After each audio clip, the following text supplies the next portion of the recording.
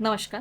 बरेचसे ॲस्पिरंट एम-पी-एस-सीमध्ये का फेल होतात? त्याचं मेजर कारण हे नसते, की त्यांनी अभ्यास कमी केलेला आहे. पण त्याचं मेजर कारण असते, की त्यांनी अभ्यास तर केला, but they execute the right things at a wrong timing आणि हे गोष्ट कळताना त्यांना 4 ते 5 महिने असेच वेस्ट होऊन जातात. आता जर तुम्ही यावर्षी दॅट इज 2027 मध्ये अटेम्प्ट देण्याचं ठरवलं आहे आणि तुमचं मनात आहे, की तुम्ही ऑनेस्ट आणि एक सीरियस अटेम्प्ट देणार आहात, तर आता येणारे जे 9-10 महिने उरलेले आहेत तुमच्याकडे, तर त्याच्यामध्ये तुम्ही जे पण डिसिजन घेता, ती सर्व डिसिजन मॅटर करणार. त्याचबरोबर एक गोष्ट नेहमी लक्षात द्या, की तुमचं रिअल कॉम्पिटिशन हे कोणी बिगिनर नाही आहे, ज्यांनी आता अटेम्प्ट सुरू केलेला आहे. बट तुमचं रिअल कॉम्पिटिशन आहे असे ॲस्पिरंट ज्यांनी ऑलरेडी मेन्स दिलेला आहे, असे ॲस्पिरंट ज्यांनी ऑलरेडी इंटरव्ह्यू दिलेला आहे.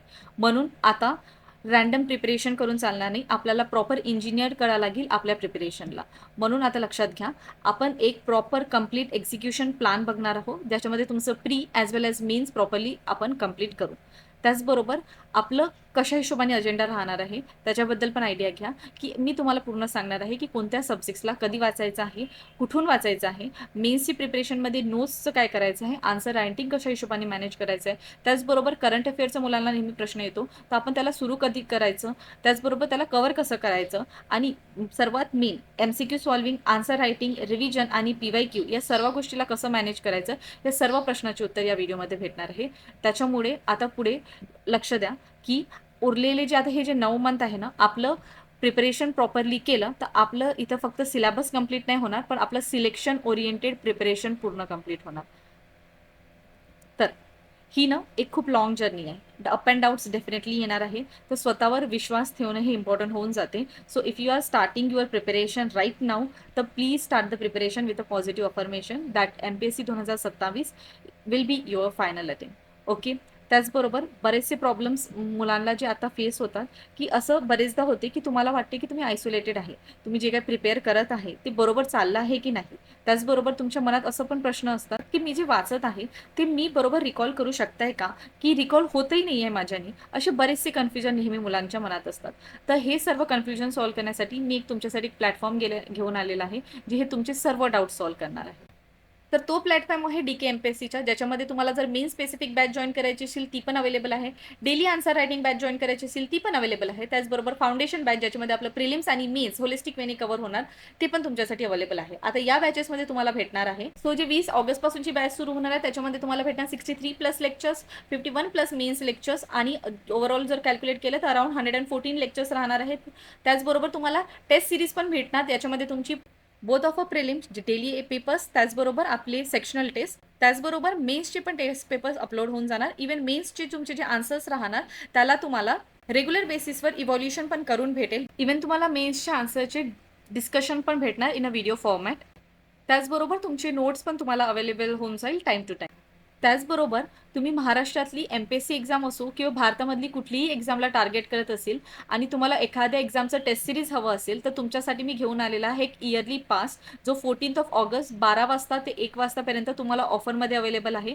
पूर्ण वर्षभराचा पास तुम्हाला फक्त ₹349 भेटणार आहे. त्याचबरोबर जर तुम्ही MPSC05 हा कोड वापरला आणि तुम्ही फर्स्ट टाइम युजर असणार टेक्स्टबुकचे, तर तुम्हाला 12% परत ऑफ भेटणार आहे. म्हणून हा आझाद सपनो का पास जो आहे, डेफिनेटली याला तुम्ही ॲक्सेस करू शकता. लिंक डिस्क्रिप्शनमध्ये मी दिलेली आहे. Now coming to our preparation phase. आता आपण कंप्लीट प्री आणि मेन्स फोकस प्लॅनिंग करणार आहोत. तर आपलं एंटायर फेजमध्ये आपल्याला फाउंडेशन बिल्डिंग, फेज सेकंडमध्ये आपलं मेन्स ओरिएंटेड अभ्यास, त्याचबरोबर फेज 3मध्ये रिव्हिजन हे पूर्ण आपण कंप्लीट करणार आहोत.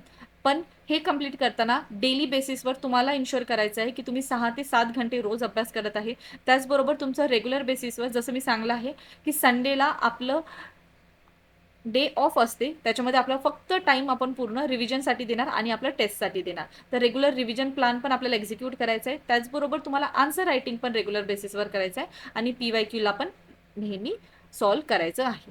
हे तर काही गोष्टी जे तुम्हाला रेग्युलरली फॉलो करायचे. आता आपण वन बाय वन प्लॅन बघूया. बरोबर, ज्याही मुलांना DK MPSCची PYQ बुकलेट हवी असेल, त्याची लिंक मी डिस्क्रिप्शनमध्ये देऊन देईल, ती ऑर्डर करू शकता. सॅम्पल पण मी टेलिग्रामवर प्रोव्हाइड केलेला आहे. त्याचबरोबर आता हे बुक्स ऑलरेडी डिस्पॅच झालेले आहे, ज्यांनाही घ्यायचं असेल तर ते घेऊ शकता. त्याचबरोबर बिफोर डिस्कसिंग द प्लान एक गोष्ट लक्षात घ्या, होलिस्टिक वेनी प्रिपरेशन होते. सो आपला जो प्लान आहे त्याच्यामध्ये आपण both prelims as well as मेन्सचे subject simultaneously केलेले आहेत. जसं की आपण एक सब्जेक्ट प्रिलिम्सचा एंड केला, त्याच्या सायमल्टेनियसली आपण त्याचा मेन्स पार्ट पण कव्हर करणार आहोत. तर आता आपण पूर्ण प्लान डिस्कस करूया. तर आपलं पूर्ण प्लान ऑगस्ट ते प्रिलिम्स पर्यंत राहणार आहे. त्याच्या सोबतच हा जो प्लान आहे हा 20 ऑगस्टपासून आम्ही स्टार्ट केलेला आहे. तर या प्लान सेम सायमल्टेनियसली चालणार आहे विथ DK MPSCची जी आमची लास्ट फाउंडेशन बॅच आहे फॉर 2027 ॲस्पिरंट. ठीक आहे. And this will be the second batch जी आम्ही रन करत आहोत या वर्षीच्या मुलांसाठी 2027च्या मुलांसाठी. तर ही सेकंड बॅच राहणार आहे जे 20 ऑगस्टपासून की स्टार्ट होत आहे. हा सेम प्लान आम्ही बॅचेसमध्ये पण रन करणार आहे. म्हणून तुम्हाला होलिस्टिक वेनी जर आमच्यासोबत प्रिपेअर करायचं असेल तर you can join the batch आणि त्याची लिंक पण मी डिस्क्रिप्शनमध्ये दिलेली आहे. क्वेरीजसाठी तुम्ही टेलिग्रामला पण जॉईन करू शकता. Now let start. आता आपला जो प्लान आहे पॉलिटीचा तो आपण 20 ऑगस्टपासूनचा सुरू करू 5 सप्टेंबरपर्यंत. जवळपास 14 दिवसामध्ये आपण एंटायर पॉलिटी करू. रिसोर्सेस बघितलं तर रिसोर्सेस आहे लक्ष्मीकांतला आपल्याला वापरायचं आहे. ओनली रिसोर्स, कुठलीच दुसरी बुकलेट नाही वापरायची आहे. No NCERT, nothing is needed. Entire Lakshmikant is sufficient for building a content for the polity. त्याचबरोबर रेग्युलर बेसिसवर मी जसं सांगते एखादी PYQ बुक जर राहिली तुमच्याकडे तर PYQ सॉल्व करायचे. आज फंडामेंटल राईट वाचलं तर फंडामेंटल राईटचे PYQ सॉल्व करायचे. म्हणून अशी PYQ बुक राहू द्या जे तुम्हाला टॉपिक वाईज प्रत्येक गोष्टी कव्हर केलेले असेल. ठीक आहे. जे आमच्या DK MPSCच्या बुकलेटमध्ये पण मेन्शन केलेले आहेत. त्याचबरोबर मी जसं सांगते रविवारी आपण काय करणार आहोत त्या सब्जेक्टची सेक्शनल देणार आहोत. त्याचबरोबर ज्याही मुलांना रोज DPP भेटत असेल तर रोज DPP पण सॉल्व करू शकता जे आम्ही आमच्या बॅचेसमध्ये प्रोव्हाइड करत आहोत. आणि मग काय करायचं, करंट अफेअर पण आपल्याला रेग्युलर वाचायचं आहे. कुठल्याही कंपायलेशन तुम्ही यूज करू शकता किंवा आम्ही जसं सांगते की आमची पण बुकलेट तुम्ही रेफर करू शकता. तर कोणताही कंपायलेशन रेफर केलं तरी ते इनफ आहे. त्याचबरोबर आपण लास्टला इवन आफ्टर 1 इयर, ठीक आहे, जसं आपण दरवर्षी एक होलिस्टिक 1 इयर बुकलेट आणतो करंट अफेअरची, ती पण सफिशियंट राहणार. If you don't want to prepare current affair on a regular basis, even तुम्ही जॉबसोबत प्रिपेअर करताय किंवा तुमचं दुसरं पण काही वर्कलोड असेल तर तुम्हाला करंट अफेअर जर रेग्युलरली नसेल होत तर 1 इयरची करंट अफेअर बुकलेट पण तुम्ही फायनली नंतर पण करू शकता. पण एक कसं असते, मंथली केलं तर कसं असते, तुमचं एक प्रॉपर प्लॅन बनून जाणार आणि 1 इयरचा ॲटलिस्ट करंट अफेअर आपल्याला लागतो. तर तुम्हाला तुमच्या हिशोबाने याला शेड्यूल करायचं आहे. If you want to cover the current affair on the regular basis or you want to go with the 1 year current affair holistically at a one go. ठीक आहे. That is just 3-4 month before prelims. ठीक आहे. तर हे तुमच्यावर depend करते. ठीक आहे. पण if there is a time, माझं सजेशन तर हे राहणार की रेग्युलर बेसिसवर करायचं असते. ओके. तर आपलं एक तर मी पॉईंट सांगितली, हे रेग्युलर चालणार आहे प्रॅक्टिस सेशन आणि करंट अफेअर. ओके. तर आपला 15 म्हणजे जवळपास 14 दिवसात पॉलिटी एंड होणार. After the completion of a polity जवळपास 20 दिवस आपण GS2च्या कम्प्लिशनसाठी देणार आहोत. 20 ते 22 दिवस, ज्याच्यामध्ये GS2 मध्ये आपलं polity, governance, social justice, international relation हे सर्व विषय आपल्याला कव्हर करायचे.